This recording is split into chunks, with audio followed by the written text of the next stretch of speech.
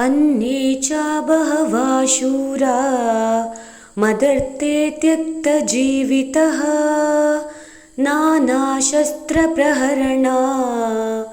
ಸರ್ವೇ ಯುದ್ಧ ವಿಶಾರದಃ.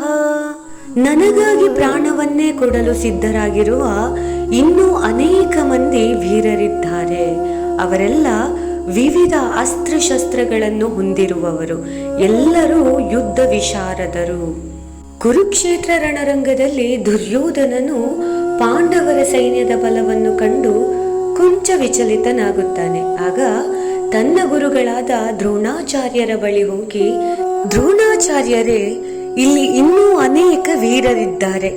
ಅವರು ಸಹ ನನ್ನ ಸಲುವಾಗಿಯೇ ತಮ್ಮ ಪ್ರಾಣವನ್ನು ಕೊಡಲು ಸಿದ್ಧರಾಗಿದ್ದಾರೆ. ಅವರೆಲ್ಲರೂ ನಾನಾ ರೀತಿಯ ಶಸ್ತ್ರಾಸ್ತ್ರಗಳನ್ನು ಹಿಡಿದಿದ್ದು ಯುದ್ಧ ಕಲೆಯಲ್ಲಿ ಮಹಾನ್ ಪಂಡಿತರಾಗಿದ್ದಾರೆ. ಈ ಶ್ಲೋಕದಲ್ಲಿ ತುಂಬಾ ಮುಖ್ಯವಾದ ಪದ ತ್ಯಕ್ತ ಜೀವಿತ. ಇದರ ಅರ್ಥ ದುರ್ಯೋಧನನು ತನ್ನ ಸೈನ್ಯದ ವೀರರನ್ನು ಸಂಬೋಧಿಸುತ್ತಾನೆ. ನನಗಾಗಿ ಅವರು ಜೀವವನ್ನು ಬಿಟ್ಟಿದ್ದಾರೆ ಎಂದು.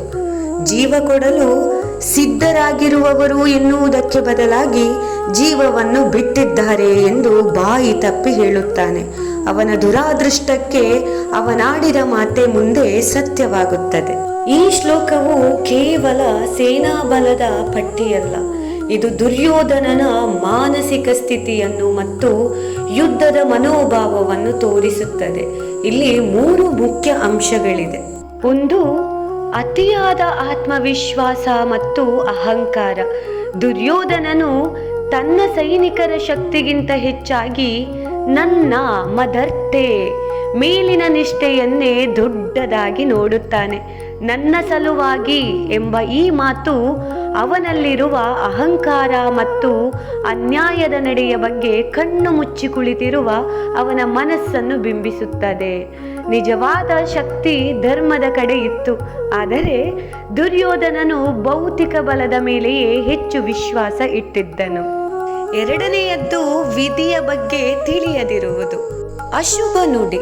ಈ ಶ್ಲೋಕದಲ್ಲಿ ದುರ್ಯೋಧನನು ತ್ಯಕ್ತ ಜೀವಿತ ಅಂದರೆ ಜೀವವನ್ನು ತ್ಯಾಗ ಮಾಡಲು ಸಿದ್ಧರಾದವರು. ಈ ಪದಕ್ಕೆ ಇನ್ನೊಂದು ಅರ್ಥ ಕೂಡ ಇದೆ. ಈಗಾಗಲೇ ಜೀವವನ್ನು ತ್ಯಜಿಸಿದವರು ಎಂದಾಗುತ್ತದೆ.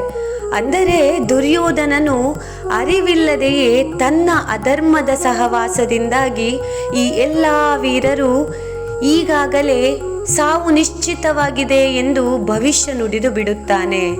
3, ಲೌಕಿಕ ಶಕ್ತಿಯ ಮೇಲೆ ಅವಲಂಬನೆ. ನಾನಾ ಶಸ್ತ್ರಗಳು, ಯುದ್ಧ ನಿಪುಣತೆ ಇವುಗಳ ಬಗ್ಗೆ ಮಾತನಾಡುತ್ತಾ ದುರ್ಯೋಧನನು ತನ್ನ ಗೆಲುವು ಕೇವಲ ಸೈನ್ಯದ ದೊಡ್ಡ ಗಾತ್ರ ಮತ್ತು ತಾಂತ್ರಿಕ ಸಾಮರ್ಥ್ಯವನ್ನು ಅವಲಂಬಿಸಿದೆ ಎಂದು ನಂಬುತ್ತಾನೆ. ಆದರೆ ಅವನು ಪಾಂಡವರ ಕಡೆಯಲ್ಲಿದ್ದ ಧರ್ಮ ಮತ್ತು ಸ್ವತಃ ಶ್ರೀಕೃಷ್ಣನ ಉಪಸ್ಥಿತಿಯ ಶಕ್ತಿಯನ್ನು ಸಂಪೂರ್ಣವಾಗಿ ನಿರ್ಲಕ್ಷಿಸುತ್ತಾನೆ. ಈ ಶ್ಲೋಕವು ನಮಗೆಲ್ಲ ಒಂದು ಪಾಠ ಕಲಿಸುತ್ತದೆ. ನಮ್ಮ ಜೀವನದ ಯುದ್ಧದಲ್ಲಿ ಕೇವಲ ಭೌತಿಕ ಶಕ್ತಿ, ಸಂಪತ್ತು ಅಥವಾ ಜನಬಲವನ್ನು ಅವಲಂಬಿಸುವುದು ತಪ್ಪು. ನೀವು ಅಧರ್ಮದ ಪರ ನಿಂತರೆ ನಿಮ್ಮ ಬಲ ಎಷ್ಟೇ ದೊಡ್ಡದಿದ್ದರೂ ನಿಮ್ಮ ಅಂತ್ಯ ನಿಶ್ಚಿತ. ದುರ್ಯೋಧನನು ತನ್ನ ಬಲವನ್ನು ಹೆಚ್ಚಾಗಿ ವರ್ಣಿಸಿದರೂ ಅವನ ಹೃದಯದಲ್ಲಿ ಭಯ ಮತ್ತು ಅನಿಶ್ಚಿತತೆಯ ಭಾವನೆ ಅಡಗಿತ್ತು. ಧರ್ಮಕ್ಕೆ ವಿರುದ್ಧವಾಗಿ ನಿಂತ ಯಾವುದೇ ಶಕ್ತಿಯ ಅಂತ್ಯ ಹೇಗಿರುತ್ತದೆ ಎಂಬುದಕ್ಕೆ ಈ ಶ್ಲೋಕ ಒಂದು ಮುನ್ಸೂಚನೆಯಾಗಿದೆ. ಹರೇ ಕೃಷ್ಣ.